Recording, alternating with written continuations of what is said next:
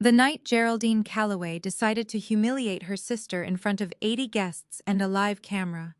She had no idea she was about to change the course of American aviation history.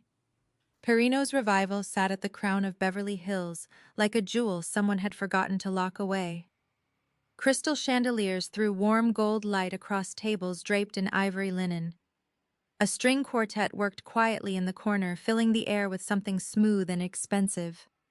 A young event coordinator near the entrance had set up a tripod-mounted camera and a small broadcast receiver. Geraldine had requested the dinner be streamed live to family members and business associates who couldn't make it in person. By the time the night was over, that camera would capture something no one in the room had planned for.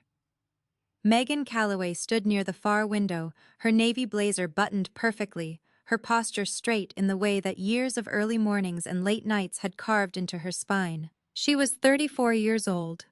She was the youngest executive director in the history of Kessler International Airport, one of the busiest airports on the West Coast, processing over 45 million passengers every year.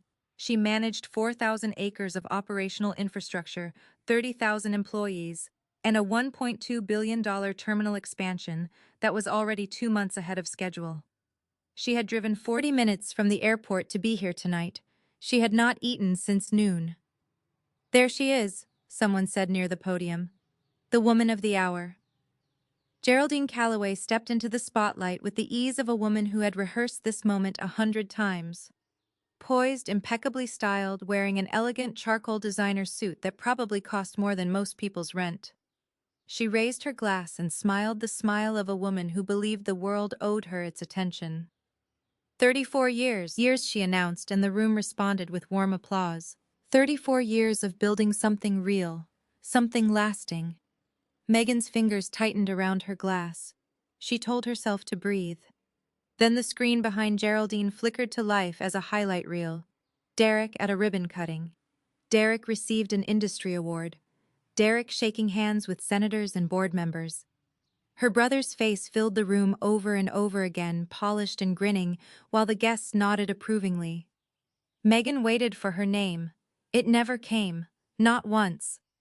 Geraldine wrapped up the video, dabbed the corner of her eye with a folded handkerchief, and said, "My brother Derek is the future of this family, the future of this industry.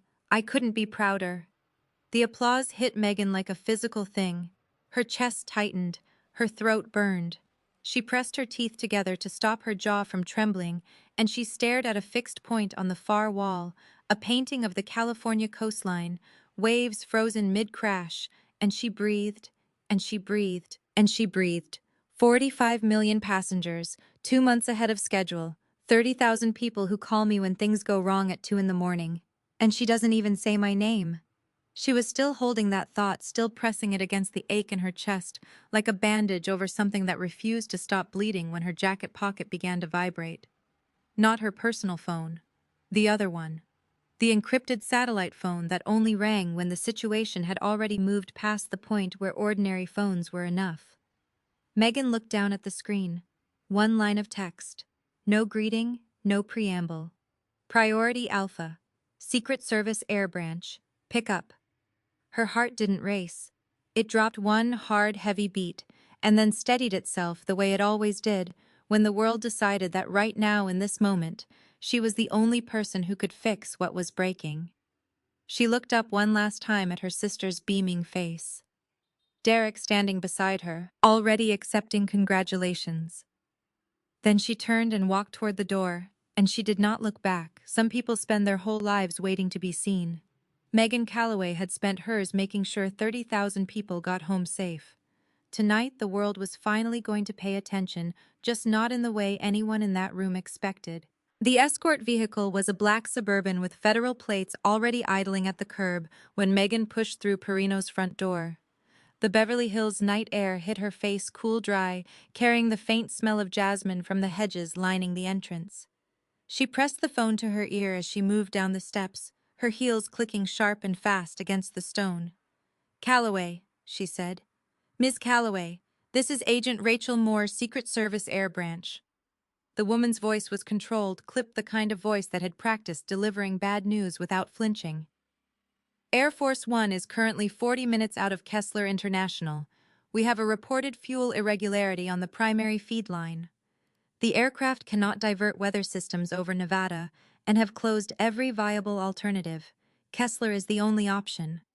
Megan pulled open the Suburban's rear door and climbed in. What's the status on runway 11? That's why we're calling you directly, ma'am. We're getting a conflicting report from your ground operations team. Runway 11 may be compromised. The vehicle pulled into traffic before the door was fully shut. Megan braced her free hand against the seat in front of her and said, "Compromised how?" "Foreign object debris, possibly oil contamination. The ILS system is showing an outage on the eastern approach. We need runway 11 operational in under 25 minutes, or we are looking at a situation that goes well above both our pay grades." Megan's jaw tightened. Her mind was already moving crew positions, foam availability, manual lighting protocol, which of her 30,000 people were on shift right now, and whether the right ones were standing at the right posts. "I'm 8 minutes out," she said. "Get me Sandra Reyes and Captain Tanner on a three-way right now." Sandra Reyes picked up on the first ring, her voice steady, but carrying an edge that told Megan she already knew something was wrong. "Megan, talk to me. Runway 11, what's your current read?" "Metal debris along the center line, roughly 40 meters of scatter. The maintenance crew found it 12 minutes ago. We also have an oil slick near the threshold markings, and the ILS ground unit is completely offline. I've already pulled the runway from active rotation." "Good call. Who's on foam?" "Tanner's team. 6 trucks fully staged. And manual lighting. Grid B is operational. Grid A had a relay issue earlier this week. Tanner knows about it." Megan's chest was tight, but her voice didn't carry a single crack. "Sandra, I need that runway clean and certified in 20 minutes. Not 25, 20. There was a brief pause, not hesitation, just Sandra doing the math. "Megan, that is tight." "I know it's tight. Do it anyway." Captain Bill Tanner's voice cut into the line, rough and certain as gravel. "Boss, this is Tanner. My crews are already moving. We'll foam the threshold, push the debris to the east apron, and I'll run a manual walk of the center line myself." "Bill," Megan leaned forward, "I need your honest number. Can you get me a clean runway in 20 minutes? 17, Tanner said without missing a beat. "Give me 17 and I'll give you a runway you could land a school bus on." For the first time since she'd left the party, something loosened slightly in Megan's chest. Not relief, not yet, but something close to the feeling of standing on solid ground. 17 minutes, Bill, starting now." She ended the call and stared through the Suburban's windshield at the freeway unspooling ahead of her, the LA skyline glittering on either side like a city that had no idea what was happening 40 minutes above it. Her phone buzzed again. A text from Derek. "Real classy walking out like that. Geraldine's embarrassed." Megan read it once. Then she turned the screen face down on the seat beside her and pulled up the airport operations dashboard on her tablet, because the President of the United States was 40 minutes away, and she had 17 minutes to make sure he had somewhere to land. Derek's feelings could wait. They always could. Kessler International Airport at night looked like a city that never agreed to sleep. Runway lights stretched in long amber lines across 4,000 acres of controlled ground, and the control tower rose above it all, like a lit candle someone had planted in the middle of organized chaos. Megan stepped out of the Suburban at 7:29 p.m., badge already in hand, moving at a pace that made the 2 federal escorts assigned to her almost jog to keep up. Sandra met her at the tower's ground-level entrance, tablet in hand, her dark hair pulled back tight, her expression carrying the specific kind of calm that only comes from someone who has already run the numbers and doesn't love what they found. 12 minutes left on Tanner's clock," Sandra said, falling into step beside Megan. "Debris is cleared from the center line. Foam trucks finished the threshold 30 seconds ago, but the ILS is still down and I cannot get a technician to the ground unit in time." "Then we go manual," Megan said. "Manual approach for Air Force One," Sandra repeated carefully, as if making sure she had heard correctly. "Manual approach for Air Force One," Megan confirmed. "Get Grid B lighting to full intensity. I want every edge light on that runway burning so bright the pilot can see it from New Mexico." They took the elevator up. The moment the tower doors opened, Megan walked into a room full of people who were all talking at once. Radar operators, frequency coordinators, a Secret Service liaison, standing in the corner with his earpiece in and his jaw set like concrete. The screens along the far wall showed Air Force One as a single white blip closing in at a speed that made Megan's stomach clench. Altitude, she asked, moving to the center console. 14,000 and descending, the senior air traffic controller, a broad-shouldered man named Davis, called out. The fuel situation is critical. The pilot is reporting approximately 19 minutes of reserve. They've already begun the approach sequence. Runway 11 is not yet certified, the Secret Service liaison said, stepping forward. Ma'am, I need to formally advise against. Noted, Megan said, pulling on a headset. Formally noted. Davis opened the frequency to Air Force One. Now. Static. Then a voice composed, authoritative, carrying the particular weight of a man who flew the most important aircraft on Earth. Kessler Tower, this is Air Force One. We are on the final approach vector, requesting runway status. Megan pressed the transmit button. Her hand was perfectly steady. Her heart was hammering so hard she could feel it in her fingertips, but her voice came out like poured concrete, smooth, level, load-bearing. Air Force One, this is Kessler Tower. Runway 11 is currently under emergency certification. We will have a clean runway for you. Continue your approach and stand by for clearance. A half-second pause from the cockpit. Then, copy that, Kessler Tower. Standing by. Sandra appeared at Megan's shoulder. Tanner's on the line. Megan pulled up the secondary channel. Bill, talk to me. Tanner's voice came through over the sound of wind and machinery, rough and warm and completely unshaken. The center line is clear, boss. Foam is down, surface is clean. I'm walking the last 40 meters right now with a flashlight like it's 1987, but I'm telling you this runway is ready. Megan's eyes burned. She pressed her lips together hard and turned her face slightly toward the window, refusing to let the feeling crack her open right here in front of everyone. Get your people back behind the safety line, Bill. Right now. Already moving.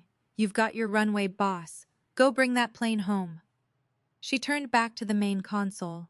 On the radar screen, the white blip was close now, close enough that the distance felt personal. Davis, she said. Clear Air Force One for landing on runway 11. Davis looked at her for exactly 1 second, not in doubt, but in the way a person looks at someone they trust completely, just to make sure that trust is still there. It was. Air Force One, Davis said into his headset. You are cleared for landing. Runway 11. The wind is calm. Runway lights at full intensity. Welcome to Kessler International. Megan watched the blip descend. Her throat was so tight it ached. Her legs felt like they were made of something less reliable than bone. She gripped the edge of the console with both hands and she watched and she breathed, and she did not look away for a single second. The blip touched the runway line. Held. Stayed. From somewhere behind her, Davis exhaled a long, shaking breath he'd clearly been holding for the past 8 minutes. Someone else said, "Oh, thank God," under their breath. The Secret Service liaison brought his hand to his ear, listened, and then slowly, carefully let his shoulders drop 2 full inches. Megan straightened up. She unclenched her hands from the console. She looked at Sandra. Get me a full incident report started, she said. I want every timestamp from the moment that debris was found. Every action taken, every order given, every name on shift tonight. Documentation starts now. Sandra was already typing. I already started it. Megan nodded once.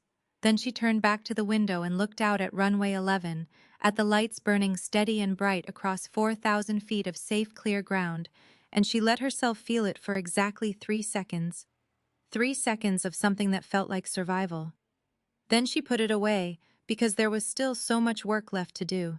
The Apex Aviation Systems maintenance vehicle was found at 8:30 p.m., parked in a service corridor off the eastern apron, a white utility truck with the Apex logo stenciled on the door, its cargo bed containing a hydraulic spreader, 2 canisters of industrial lubricant, and a remote ILS signal jammer, still warm from use.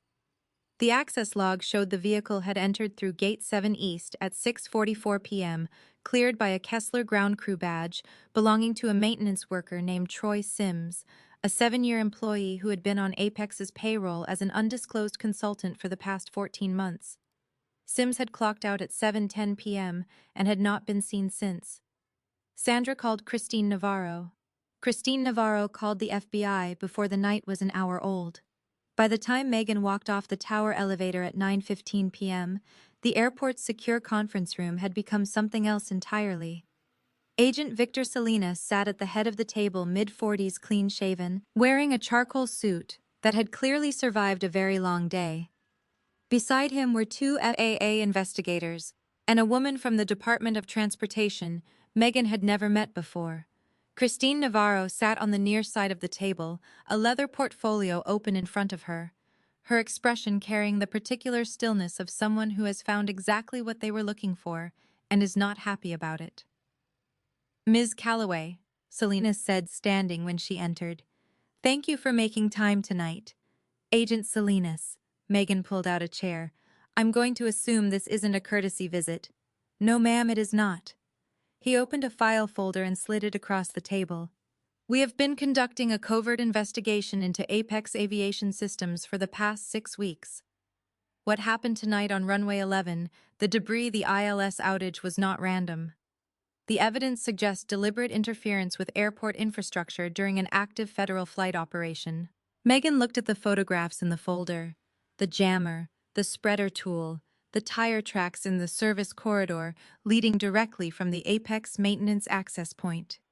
Her stomach dropped cold and heavy to somewhere near the floor. "Who authorized Apex access to that corridor tonight?" she asked. Christine slid a second document across. "That's the part you need to see." Megan picked it up. It was an internal access authorization form, standard format, Kessler letterhead. Her eyes moved to the bottom of the page to the signature line. The name printed there was Derek Calloway, Account Director, Apex Aviation Systems. The signature beside it was Geraldine Calloway. Geraldine had signed as an authorized external liaison for Apex Aviation Systems, a title that had been quietly added to her consulting agreement 8 months earlier, giving her signature legal standing on Kessler access documents that listed Apex as a contracted vendor.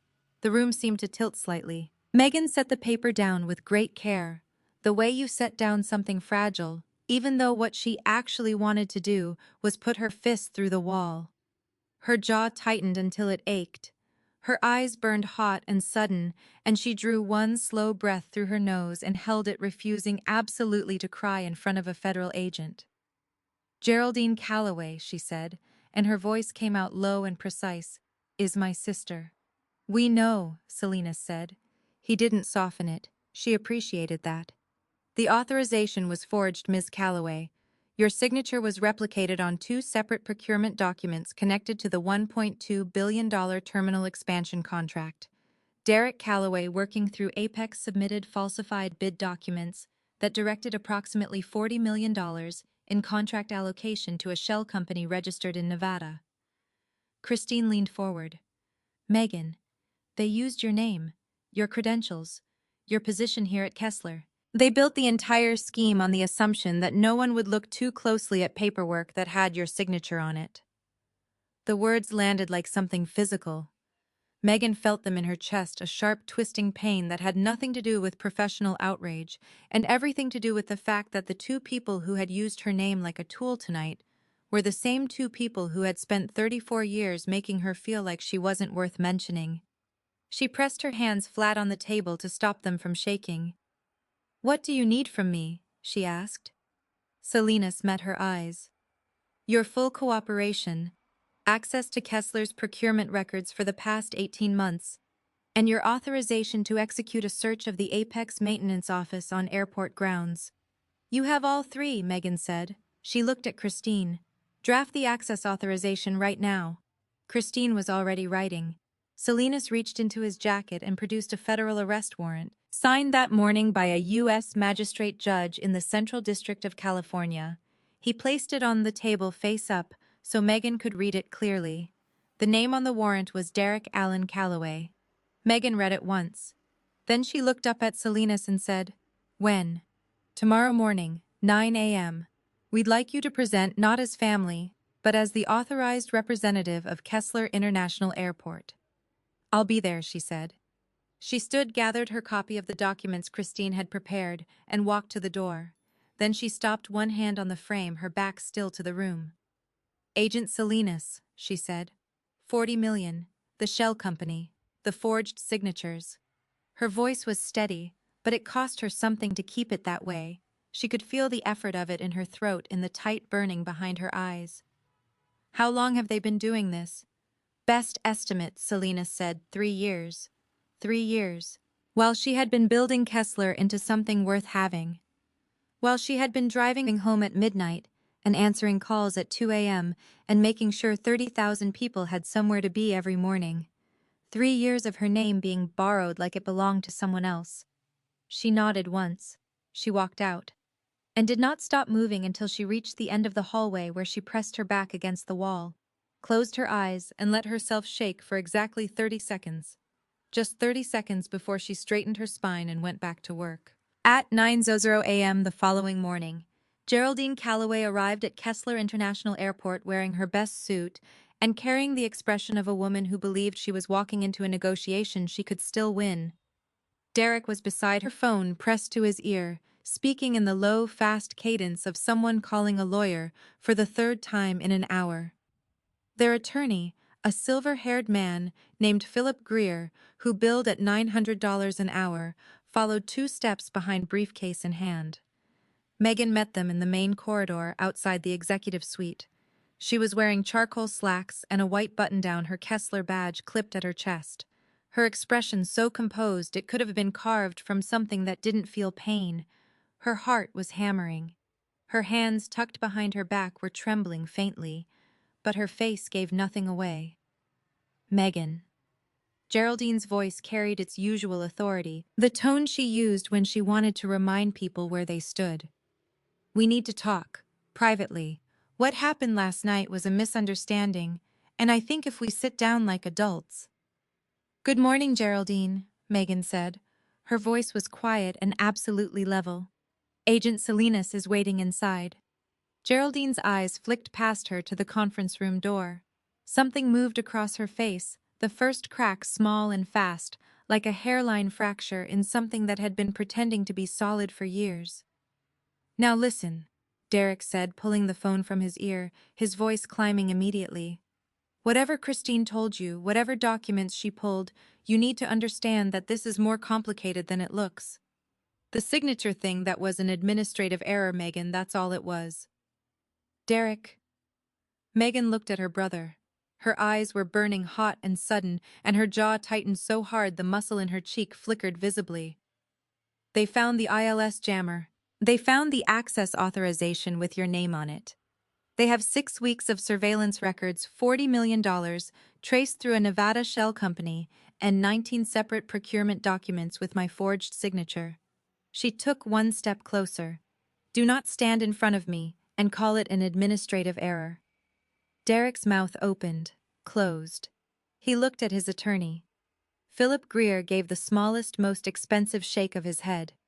Geraldine stepped forward, and for a moment, just a moment, her face did something unexpected.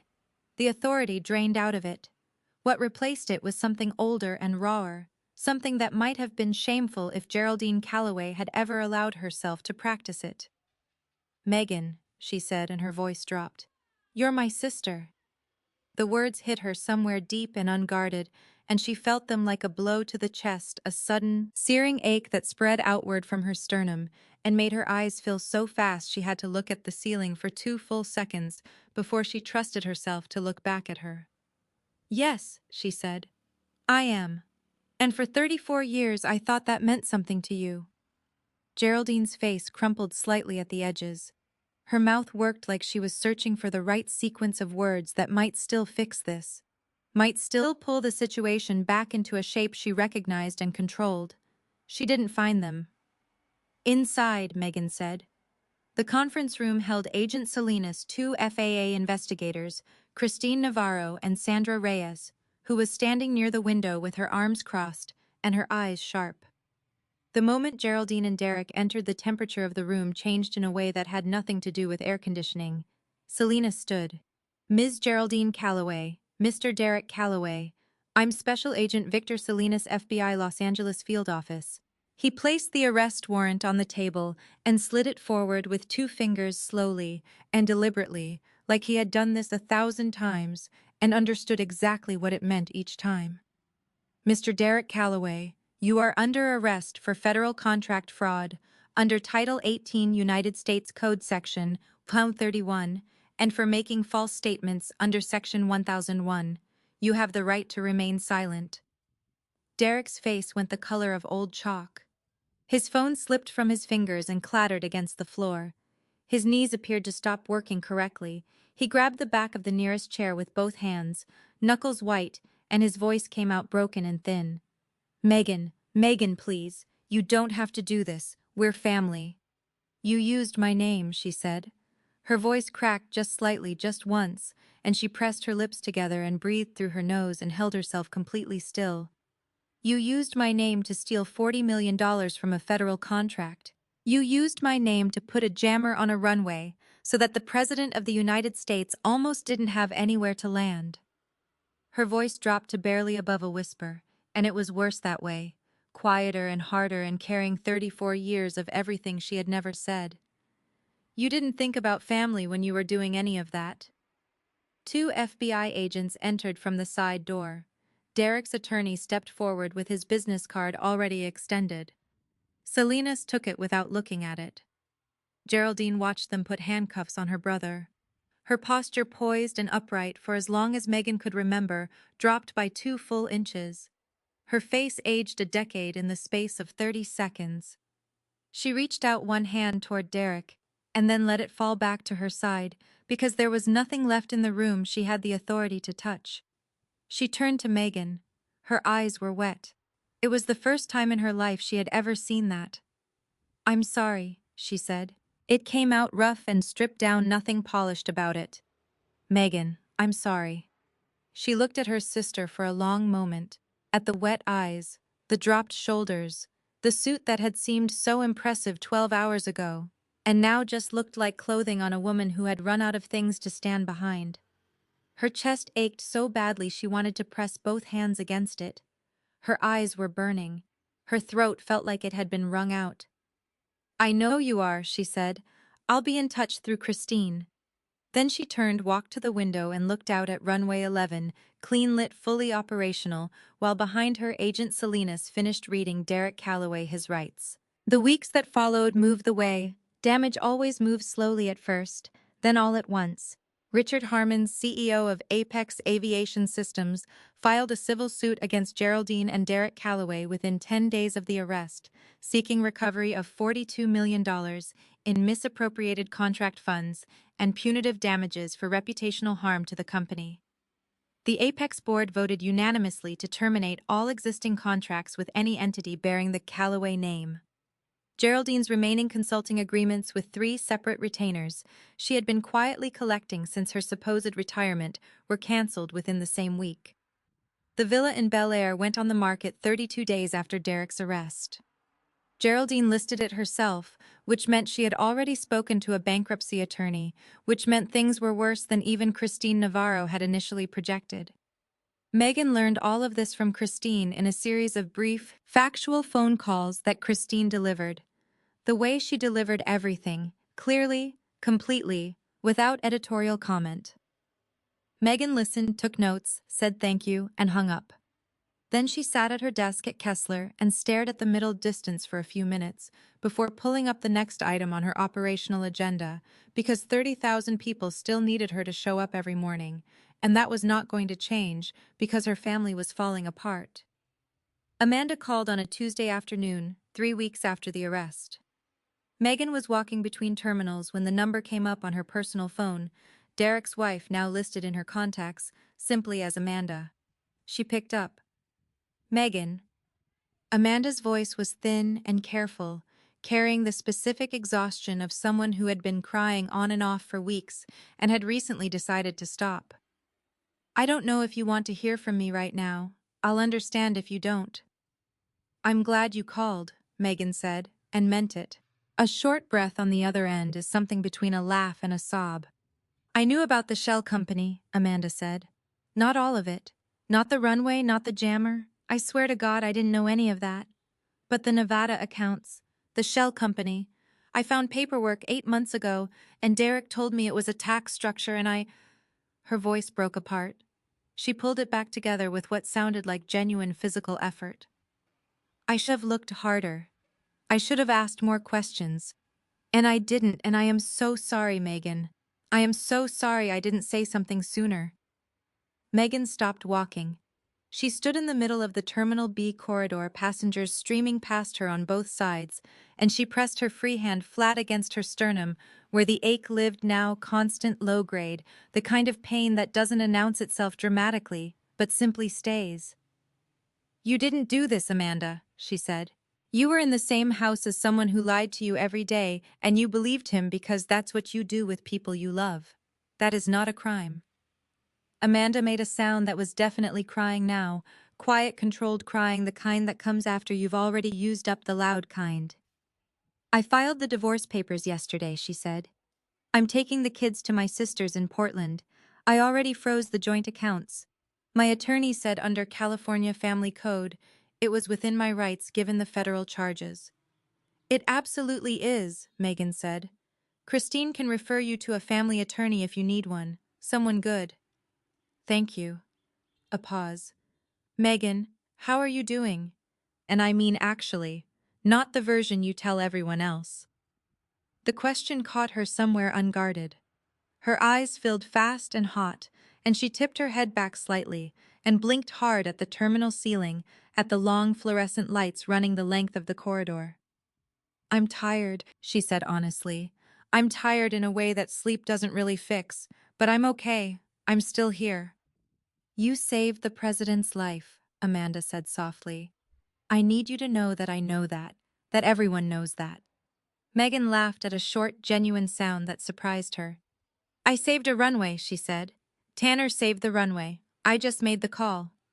Patricia called 1 month after the arrest on a Sunday morning when the airport was quieter than usual, and Megan was sitting in her office with a cup of coffee going cold on her desk. Her mother's number on the screen made her chest tighten immediately, a reflex built over decades. She picked up anyway. I knew Derek was using the Apex contract to move money, Patricia said without preamble, her voice thin and shaking like a thread pulled too tight. I didn't know about the runway. I didn't know about the jammer or Air Force One, Megan. I need you to believe me, I would never have. Mom. Megan's voice was gentle, but it had an edge underneath the way a fence is gentle until you test the wire. Why didn't you tell me? The line went quiet for a moment, not empty, but full of the sound of Patricia breathing unevenly, of 34 years of choosing the easier thing, sitting between them like furniture neither of them had picked out. I was trying to protect the family, Patricia whispered. I am part of this family, Megan said. Her voice cracked straight down the middle on the last word, and she didn't try to hide it this time. She let it crack. She let her mother hear it. I have always been part of this family, and you let them use my name like it was a blank check while you sat there and said nothing.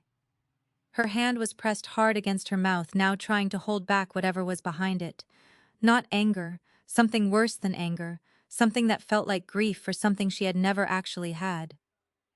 I needed someone on my side, Mom. Just once. Just one time.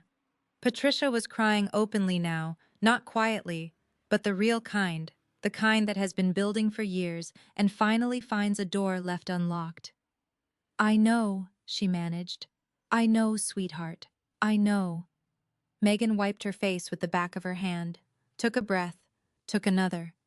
I'm not ready to talk more than this right now, she said, but I picked up. That's what I have today. That's enough, Patricia said, still crying. That's more than enough. 2 months later, under the terms of a civil settlement negotiated by Christine Navarro and approved by the Central District Court of California, Geraldine Calloway recorded a 10-minute public statement acknowledging her role in the Apex contract fraud, confirming that her sister Megan Calloway had no knowledge of or involvement in the scheme, and accepting full civil liability for the falsified documents bearing her name. Megan watched the video once alone in her office, on a Wednesday evening after everyone else had gone home. When it finished, she closed the laptop, put her forehead in her hands, and cried. Not the restrained kind, not the professional kind, but the real exhausted full-body kind that shakes your shoulders and makes your chest hurt and doesn't care how composed you were all day. She cried for about 4 minutes. Then she washed her face in the executive bathroom, put her badge back on, and drove home. 6 months after the night, Air Force One landed on runway 11. The White House sent a letter to Kessler International Airport on official stationery with the presidential seal embossed in gold at the top. The letter was addressed to the entire operations team. The ceremony was scheduled for a Thursday afternoon in June, when the California sky was the particular shade of blue that makes Los Angeles look like it was designed by someone who wanted to get the lighting exactly right. Megan wore the same navy blazer she had worn to her sister's retirement dinner. She had dry cleaned it twice since that night. Both times she had considered replacing it. Both times she had put it back in the closet, because she had decided quietly, privately, in the way she made most of her important decisions, that she was not going to let that night take anything else from her. Not even a blazer. The ceremony was held in the main atrium of Terminal A, beneath the high glass ceiling that let the afternoon light fall in long, warm columns across the polished floor. Chairs had been arranged in rows. Someone had put flowers on the podium, white and yellow, simple and clean. A White House representative, a deputy chief of staff named Lawrence Webb, stood at the front of the room with the Distinguished Service Commendation in a wooden case lined with blue velvet.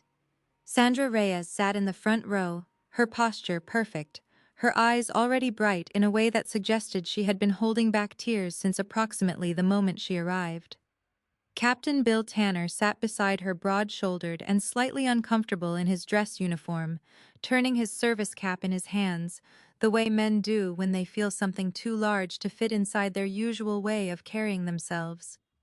Agent Salinas was there off to the side, out of uniform, there as a person rather than a federal officer. Amanda had sent flowers, white roses, with a card that said simply, "You always deserved this." Christine Navarro sat 3 rows back with a legal pad on her knee, because Christine Navarro was constitutionally incapable of attending any event without being prepared to document it. Olivia Grant from the LA Tribune was there too, press credential clipped to her lapel, camera in hand, the same reporter who had assembled the viral clip 6 months ago from the live stream footage and the tower security feed. The clip that had been viewed 47 million times. The clip showed Megan walking out of Perino's revival with a satellite phone pressed to her ear and a look on her face like the world had handed her something impossible and she was already solving it. Lawrence Webb gave a short speech. He talked about leadership under pressure. He talked about the 18 minutes between the first distress call and the moment Air Force One touched down on runway 11. He talked about what it means to put 30,000 people and the safety of a nation above everything else, including the room you just walked out of. Then he opened the wooden case. Megan walked to the podium. Her legs were steady. Her hands were steady. Her eyes were not particularly steady, but she had decided that was acceptable. Webb pinned the commendation to her lapel. He shook her hand with both of his, which was not standard protocol, which meant it was personal. The room applauded. From the front row, Captain Tanner stood up first, rising to his feet before anyone else. His service cap pressed against his chest, his face open and unguarded in a way Megan had never seen from him before. His eyes were wet. He didn't try to hide it. He just stood there and clapped like it was the most important thing he had done all year, and maybe it was. Sandra was on her feet half a second later, and then the rest of the room followed, and the sound of it filled the atrium and rose up through the glass ceiling and out into the blue California afternoon. Megan stood at the podium and looked out at the people in front of her. People, the ones who had stood on a runway in the dark and made the impossible happen in 17 minutes, and her throat closed completely. Her eyes filled until the room blurred at the edges. She pressed her lips together and took one breath and then another, and then she leaned slightly toward the microphone. 6 months ago, she said, and her voice was steady enough, just barely. I left a room where I had spent 34 years waiting to matter. She paused, swallowed. I walked out of that room and I drove to this airport, and every person in this building did their job so well that the President of the United States landed safely on a runway that should not have been ready in time. Her voice broke on the last 4 words cleanly and completely, and she stopped and breathed, and did not apologize for it. That is not my commendation. That is ours. Tanner made a sound that was unmistakably a man trying not to cry and failing with dignity. Sandra pressed 2 fingers to her mouth. Even Christine Navarro, 3 rows back, set down her legal pad. Afterward, when the chairs were being folded and the flowers redistributed, and the afternoon light was going golden and long across the terminal floor, Olivia Grant found Megan near the window that overlooked runway 11. "Can I ask you one question?" Olivia said. "Off the record if you want." "On the record it is fine," Megan said. Olivia looked at her carefully. "Your sister posted the public statement 2 months ago. Your brother's case goes to federal trial in the fall. Your mother called." She paused. "Is there a version of this story where you let them back in?" Megan looked out at the runway. The afternoon light was hitting the centerline markers in a way that made them glow faintly, amber and warm against the gray surface. Runway 11, clean and lit and open. "I don't know yet," she said. "I'm not closing the door, but I'm not holding it open either." She reached up and touched the commendation on her lapel just briefly, just the tips of her fingers against the metal. "What I know is that the people who showed up for me when it counted are the people I'm going to show up for going forward. Biology doesn't determine that. Actions do." Olivia nodded. "That's a good answer." "It's the only one I have," Megan said. She looked back out at the runway one more time. Somewhere behind her, Tanner was laughing at something Sandra had said, a big, genuine sound that bounced off the glass ceiling and filled the terminal. The way good sounds do, the kind that makes a space feel inhabited and alive. Megan smiled. Not the composed professional smile she had been wearing for 6 months. The real one, the one that reached her eyes and stayed there. She kept the badge. The Kessler International Executive Director badge that she had worn into that tower and worn through every meeting and every phone call and every morning she had come to work when it would have been easier not to. She kept it on her desk in the spot where most people kept a nameplate or a framed photo. She kept it because it was the truest thing she owned. Not because of what it said her name was, because of what she had proven her name meant. And every morning when she walked into Kessler International Airport, through the doors past the check-in counters, through the hum and motion of 45 million lives passing through a place she had built and protected and refused to surrender, she touched it once lightly, the way you touch something you have earned. And then she went to work.